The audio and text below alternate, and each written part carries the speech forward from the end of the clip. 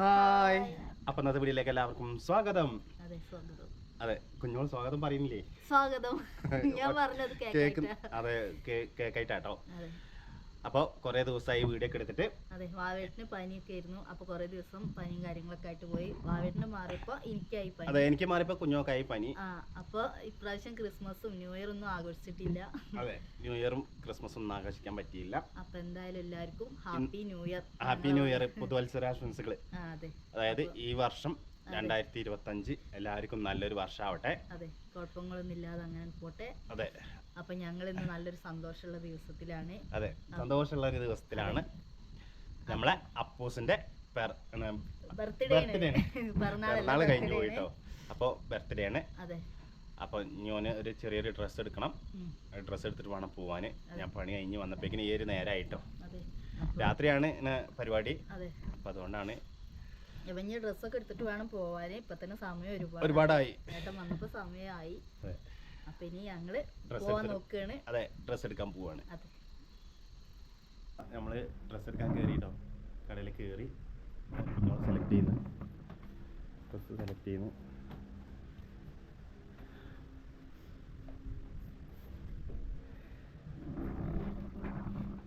ഇന്നൊരു വയസ്സനാകാൻ പോവാണ്. ഷർട്ടില്ലേ, ഷർട്ട് അതൊക്കെ വലുതല്ലേ?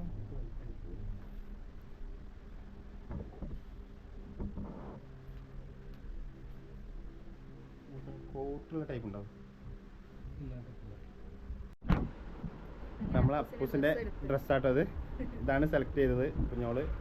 സംഭവം അവിടെ നിന്ന് നമുക്ക് കിട്ടിയില്ല. അപ്പോൾ നമ്മൾ വേറെ കടയിൽ കയറിയതാണ്. അതിന് തൊട്ടപ്പുറത്ത് തന്നെയുള്ള കടയിൽ കയറിയതാണ്. എന്തായാലും ഓന് സെറ്റായത് കിട്ടിയിരിക്കുന്നു.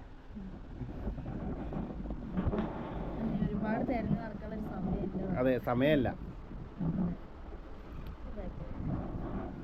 അത് പാക്ക് ചെയ്തോളൂ.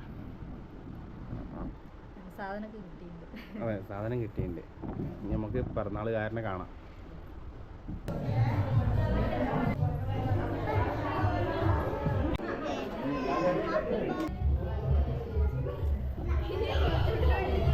അപ്പു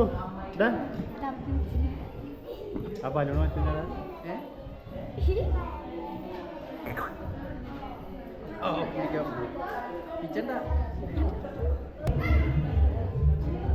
ഒരു 1000 കൊടുത്തൂടെ?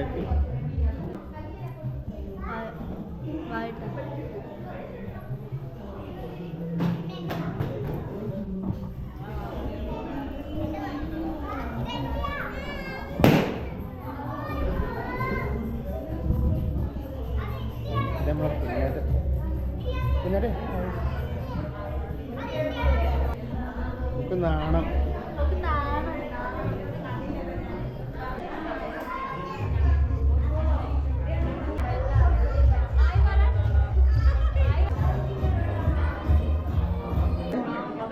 നമ്മൾ അപ്പൂസ് കേക്ക് മുറിക്കാൻ പോകട്ടോ.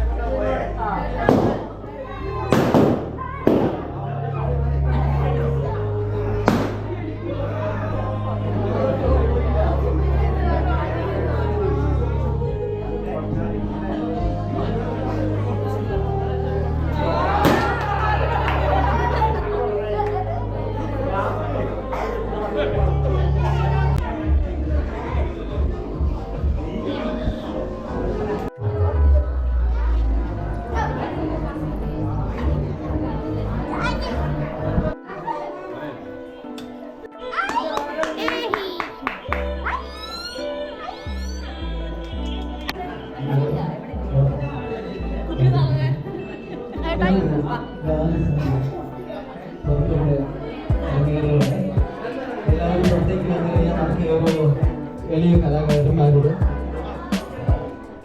ചെറിയ ഒരു ഗാനമേള നമുക്ക് ആസ്വദിക്കാം.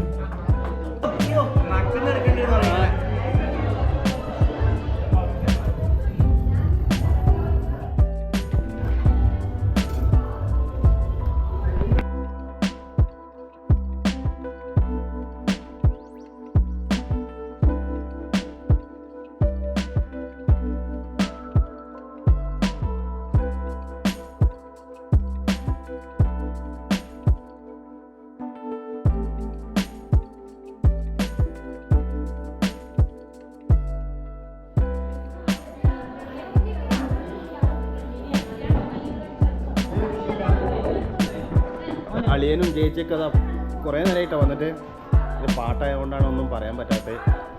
കോപ്പിറൈറ്റ് ഇഷ്യൂസ് ഉള്ളതുകൊണ്ടാണ് പറയാൻ പറ്റാത്തത്.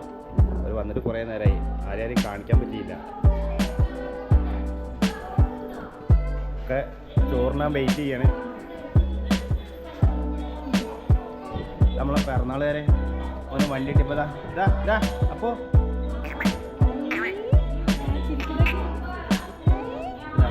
ഓനപ്പോൾ കേക്ക് മുറിച്ചപ്പോൾ വന്നിട്ടാ ആള് കേക്ക് തിന്നാനൊന്നും നിന്നില്ല.